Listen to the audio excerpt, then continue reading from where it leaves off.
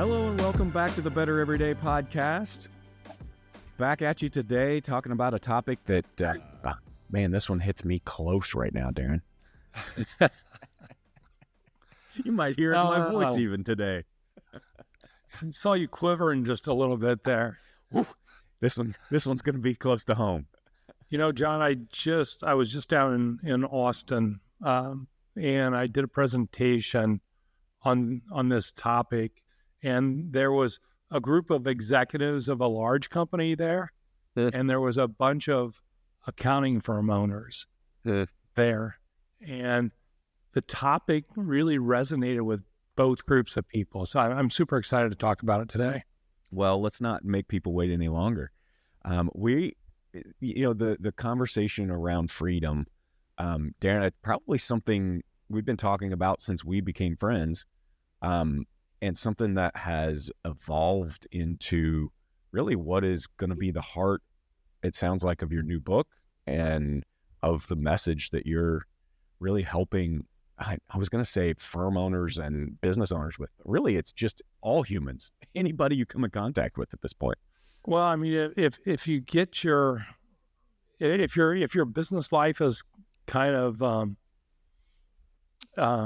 all screwed up, and I use that not as in as negative way as I just said it, but you know, is not sort we of all know what you mean. Yeah, is sort of in check. It has an impact on every other aspect of your life because your business life, your work life is such a huge part of your day. And if you don't figure out a way to find freedom in that, whether you're working for somebody else like the executives I was talking to, or you own your own business, it has an impact on your marriage, your relationship with your kids and your health and every aspect of your life. Yeah.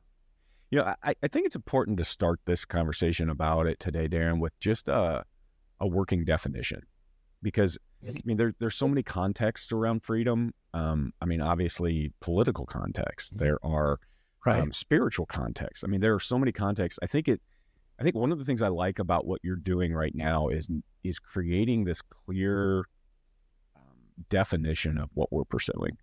So I think it'd be really good to start with that.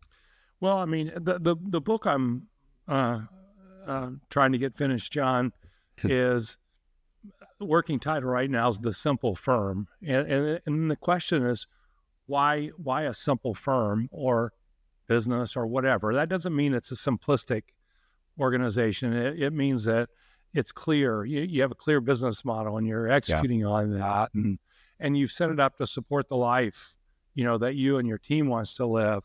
And so the reason to simplify in life, especially, you and I have talked a lot about how chaotic life seems to be now, but the reason to do that is to gain more freedom. Yeah. And the working definition, John, that I'm using is freedom is this earned ability to decide how you want to spend your limited resources. Good. And I'm defining that as like time, how you want to spend your time. That one's super limited. Yeah. Talent and money in a way that aligns with, sort of your highest values, your highest held values, and in a way that it positively impacts the people that matter most to you. So often our work lives suck all that out of you. It sucks your time and it sucks your talent, and you're not financially set enough. And so it has an impact on those things that you value most, your family and things like that. Yeah, I think about, Darren, in the last 10, 15 years, how the concept of freedom, or at least our conversation around freedom, has changed, evolved, I think, a little bit. Yeah. And, I mean, to hear you create this definition that starts with resources, but ends with the people that matter most to you. Like, this is not just personal. The concept of freedom is not selfish. It's not this, the core of it at its heart is not just about you. And to me, that is an evolution of the conversation around freedom. I think of freedom as a very personal thing, but you're actually defining this in a way that makes it impact all of the humans that are around you that matter to you. And I think that's a profound spin and approach to this concept. How did that evolve? I think, and it could be all perspective here, John, but when I was first in business and even watching, my dad before me, freedom didn't seem to be a word that came up very often. Yeah. It was like, pull your pants up and get the job done. And a badge of honor, at least at our house, was working, 70 hours a week. Yeah. And I see then, the generations today, and they seem to value freedom a lot more, or I don't know what they would call it, but they want to understand why they're doing things, and they want it, and they seem to value time and their pursuits more than maybe I feel like I did at that time. Yeah, I think that's true. I think the pandemic shaped that for us in a lot of ways as well. I know it did for my family, and my kids still talk about, the way that they got to see life and work kind of shake itself out in a new way during the pandemic. It was a forced action. It was to make us like, hey, this could be different than what you've always made it to be. Yeah. I think the struggle, Darren, for a lot of us, there are different phases of freedom. I feel like sometimes I look at you and I go, yeah, it'd sure be nice to be in Darren's phase of life where you can talk about freedom. But I've been with you long enough to know you've been through all the phases. You've been through a lot of them.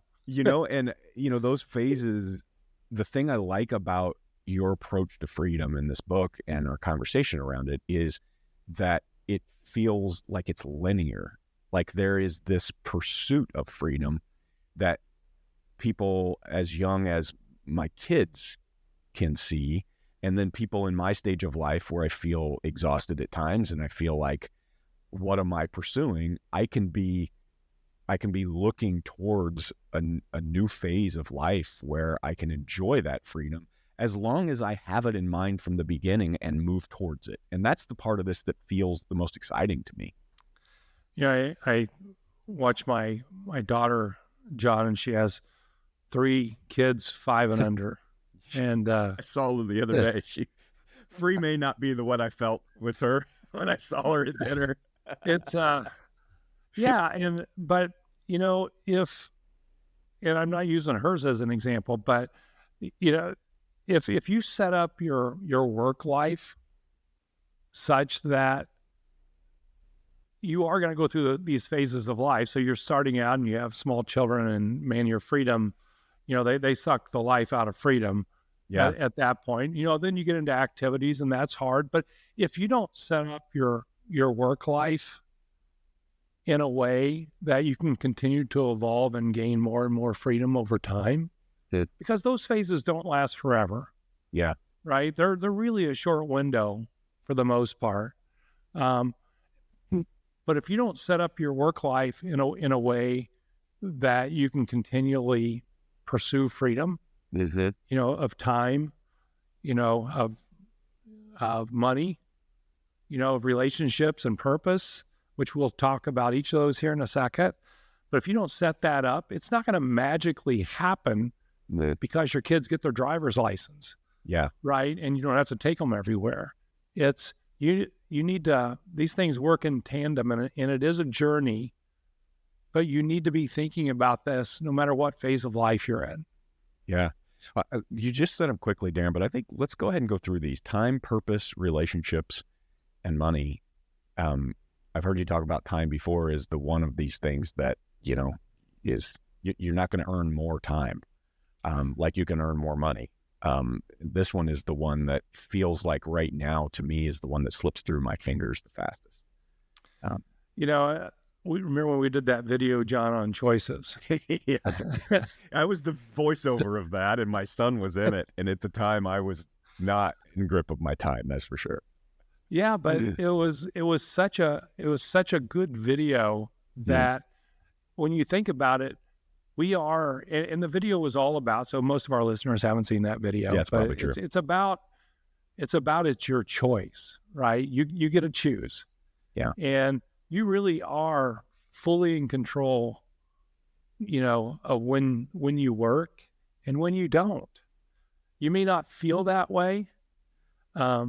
Your boss may not feel that way, but you always have a choice of doing something different.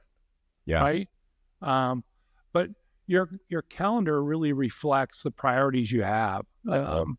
It shouldn't really, most of the, unless you're really probably a doctor, most of the things that we're doing and putting on our calendars are not like life-threatening stuff.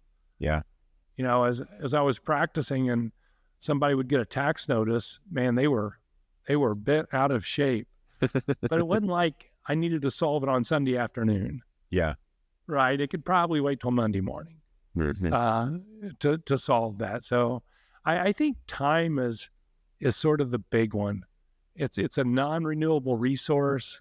And that's one of the things that we have to really think about as we think about freedom. How do we get control of our time? What's your 2 cents? Yeah, I think the thought of getting control of my time isn't new to me. I've felt it since I was a kid. I've read all the time management books. I've, the most recent stuff about time confetti, where we like break up all of our time into these tiny little pieces that end up not adding up to anything.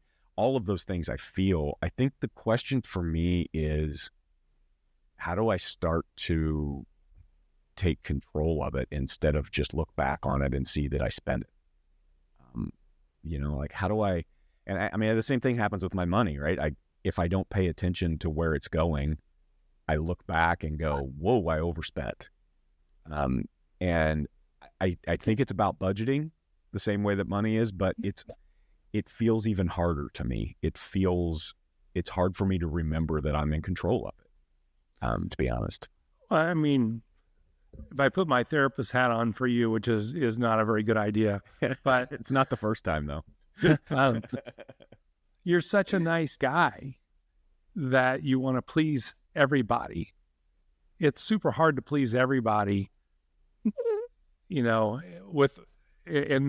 end up not pleasing yourself. Yeah. There was that short period of time. I don't remember how long it was, John. It was a few years ago where you and I kind of had it figured out. We were at Soma having coffee at 10 o'clock in the morning and sort of living life. And it felt like we had the time thing sort of figured out.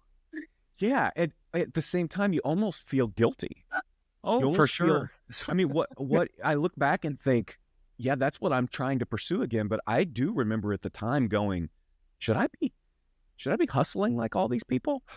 Like, I'm watching people run and get at their coffee, and you and I have been there for 3 hours and we're dreaming and laughing and, making ideas and creating things. And people are coming in too fast to drink their coffee. And I'm going, I think I'm doing something wrong because the world doesn't work this way. And I think that's part of the problem. Remember how good it felt though? Oh yeah. We were just sitting there and we had,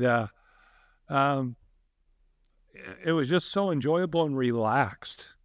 Well, it was also inspiring. And I think that's the part that I crave the most from those days. I feel like we had better ideas. I feel like we had clearer ways of seeing what was going on around us. Everything slows down a little bit when you're in control of your time. It does. It slows down. Yeah. And we're not used to that. Yeah. You remember that movie, Kevin Costner movie, For the Love of the Game? It's a baseball movie. And he is a pitcher who deals with like this time problem in his life. But when he gets on the mound and he looks at the catcher's mitt and all these people are cheering, time slows down. And they do some amazing things with video where it's like when he is where he's supposed to be and doing the thing he's supposed to do, everything slows down and his decisions become clear and all the things that he does becomes clear. And I think about that a lot. Like, I remember that feeling of things slowing down and it being easier to choose the right thing because it's moving slower. But when I'm where I'm at now, where I feel like I'm not choosing what I do, I don't remember the last time you and I sat and had a cup of coffee that didn't have a meeting right after it. And you end up making choices based on whatever Google says is next on your calendar and not based on who's in front of you and what decisions need to be made. I think in a world where everything is speeding up, John, it's super hard to slow down. Yeah. Society just sort of doesn't tell us that that's what we should be doing. But if you really want freedom in a business, you've got to figure out how to get control of your calendar. And I think it starts with being able to say no to things that that do not fit some measurement for you in your life. Appointments, not good clients, not the kind of work you want to do, whatever that might be for you. Yeah. But it's getting control of your calendar. And I think that's the first says thing. I'm not over busy. I am under boundaried. That's the phrase she uses. You're not over busy. You're under boundaried. Because we like to make ourselves important by saying we're over busy. Like, how are things? Well, I'm busy. It's crazy. And there's this feeling of like, oh, must I be important? And my counselor just would refuse that. And she'd say, no, you're not over busy. You're not too important. You're under boundaried. This is actually something to not be proud of. This is something that is a self-control problem. It's a maturity problem. And she would just give it to me. Like, you're immature. That's what you are. And grow up. It's actually really good and profound. As I was doing this presentation in Austin, Patrick, one of my friends that owns a good-sized CPA firm there, Patrick said, Darren, what you're really talking about here is boundaries.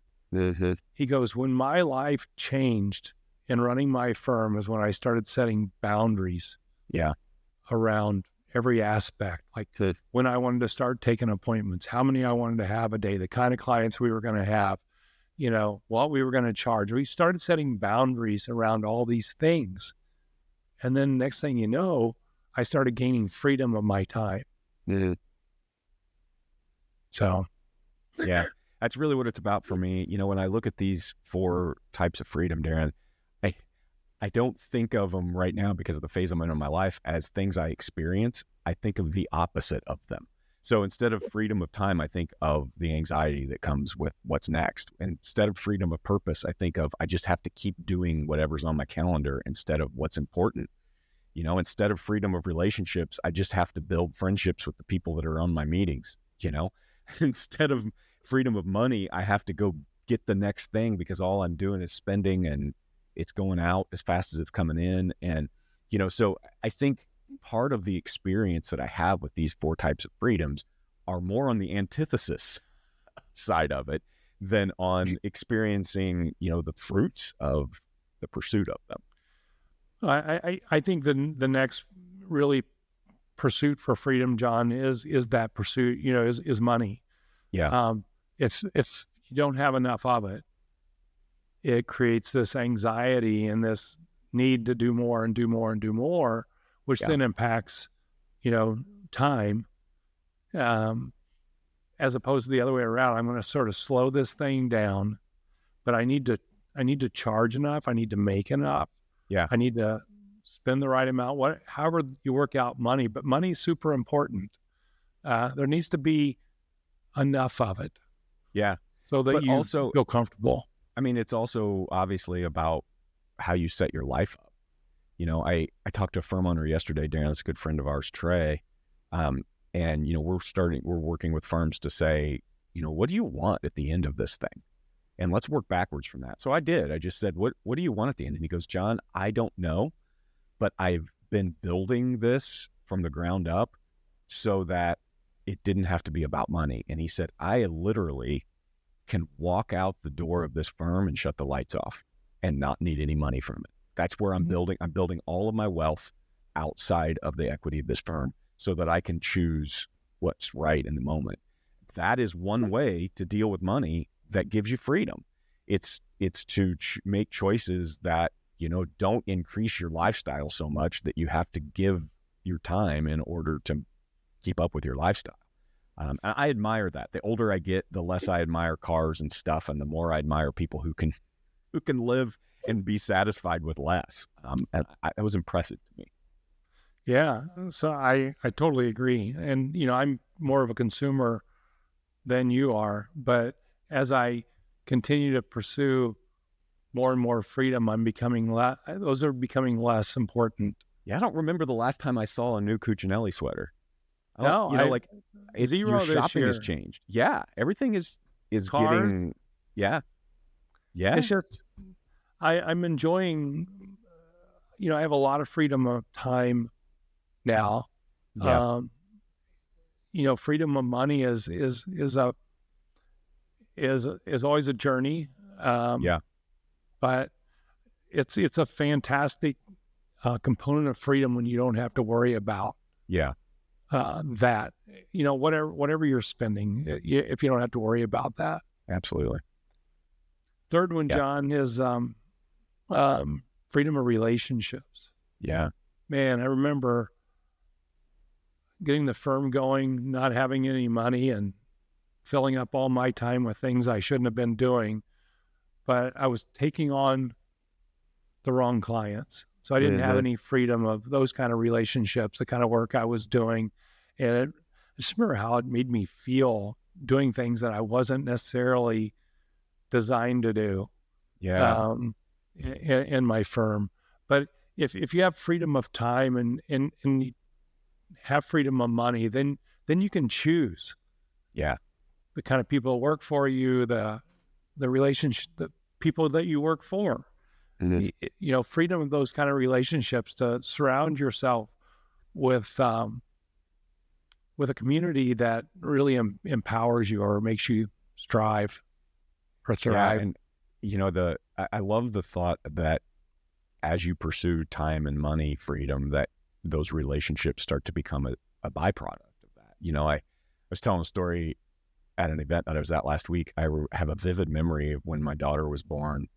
She was like 6 months old, and I was exhausted. I woke up to the announcement on an airplane of the stewardess saying, "Ladies and gentlemen, please put your tray tables and seats in their upright and locked position. We'll be in Jerusalem in 18 minutes.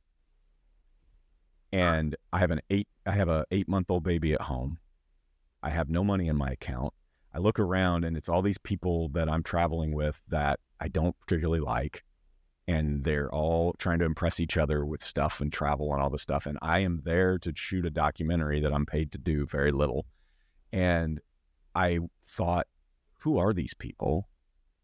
And this is as far away from the people that I want to be with as anything I can think of. I am literally in Jerusalem, and I have followed my lack of time and my lack of money to a place where it has led me as far away from the humans I want to be close to as I could possibly be. And I think about that moment a lot. I came home and my mom's car was in my driveway, and I went, "Oh." She's like, "You do not leave your wife and newborn baby at home and go to Jerusalem." Go to Jerusalem? Yeah, it was a moment for me to go, I have lost the script. And it came hardest for me when I realized that I had lost my freedom of relationships. The people I care about most were the ones that were furthest from me. Mine wasn't quite as dramatic, but it wasn't that long ago. I was heading to Indianapolis Airport, and there was tornadoes coming across, and I'm supposed to fly to, I don't even know what the town was, in Alabama, Louisiana, somewhere down south. And I was going to meet with a firm, and I wasn't charging them that much money to do that. And I'm like, what? I didn't want to go to the airport. I get this tornado coming. They're shutting down the airport, and I'm supposed to fly to some small town. And I'm like, what the hell am I doing? just because I didn't have the guts to say, no, that's not what I'm doing. That was the defining moment for me. And you probably heard me say it before. I'm like, nope, I'm done. That's the I'm last out. one. Yeah. Yep. Yeah. And I mean, I think that's sometimes the lack of freedom is what makes us create those boundaries. And but for me, it's become habitual. Like it's a cycle for me where I make those boundaries and I get my freedom back, and then I drift back into consumption of all of that at its highest level. And then so easy something to happens. drift back.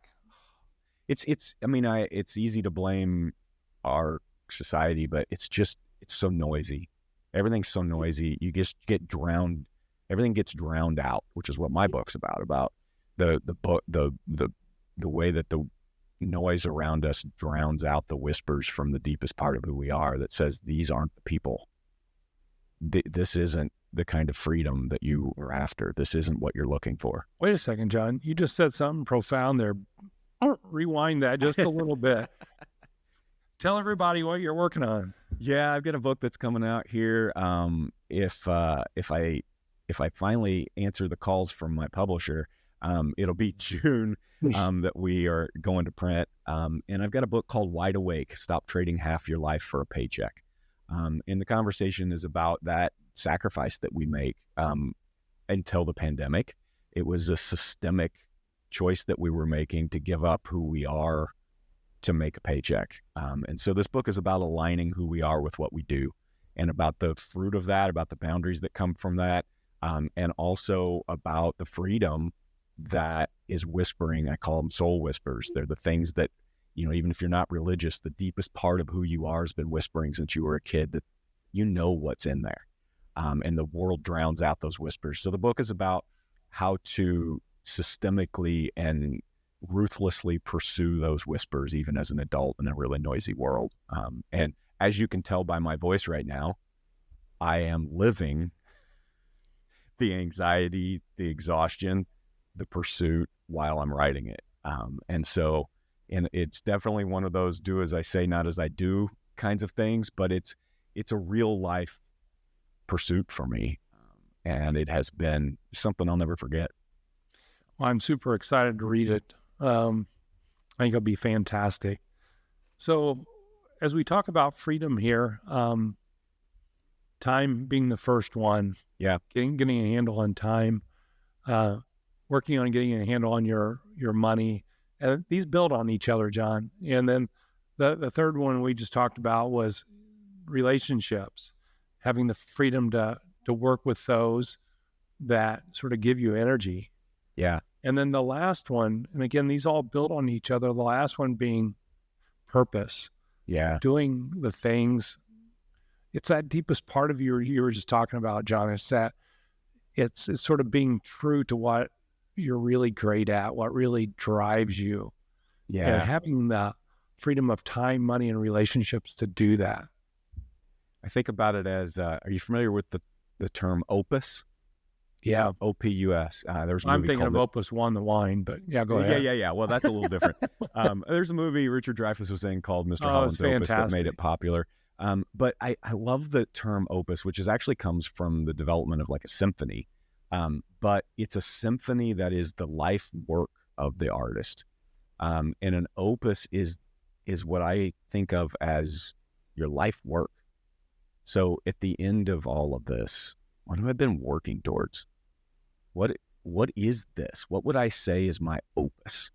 And God, don't let it be building a business. Really? Like maybe building a business in pursuit of something that helps somebody, that does something that puts a dent in the universe. Man, I hope it's not make enough money to take vacations. Like maybe that's a part of it, but there is a life work that has been whispering, this is who you are. This is the dent you were meant to make in the universe. And I think, Darren, that's where this freedom of purpose comes into play. What I've seen in you is the freer that you get with relationships, money, and time, the more energy, effort, and intent you get to put on your life work. And to me, that's where all of this gets leveraged in the end, is what am I doing here? Now I'm preaching, but to me, that's what I see when I hear you talk about freedom of purpose.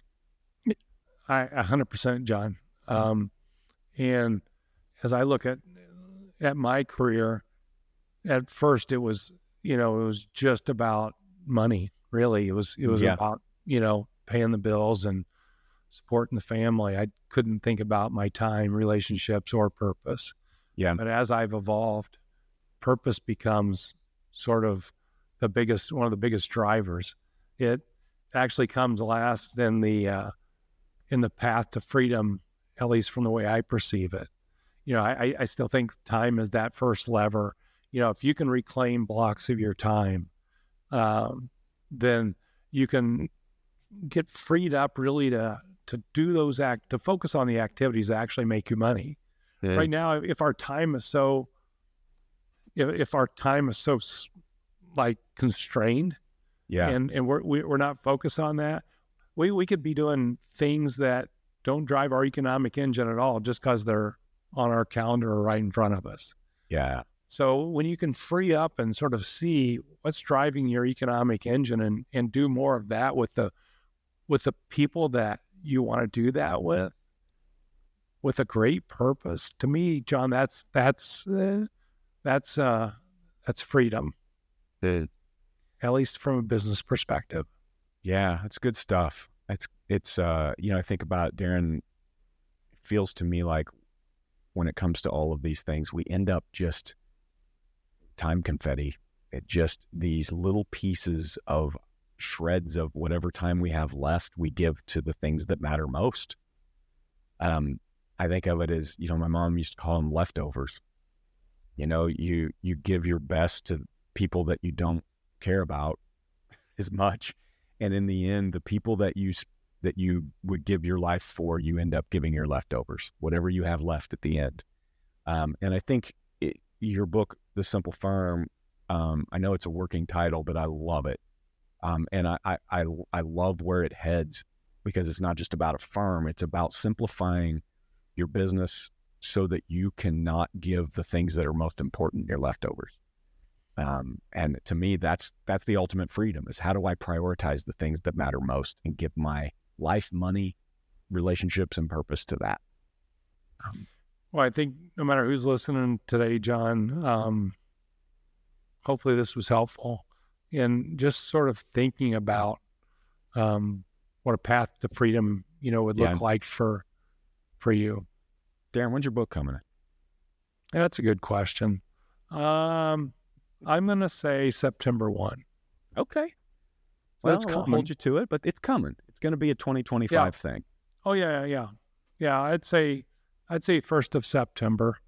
Okay. So both of us will have some good stuff to talk about, John, for sure. I'm excited about it. Well, thanks for listening today. I hope you heard something today that moves you forward. Maybe something that gives you some language to talk about freedom with your family, with the people that you're leading, and more importantly, maybe with yourself. So thanks for listening today to the Better Everyday Podcast. We'll see you next time. Thanks, Darren. Thanks, Chad.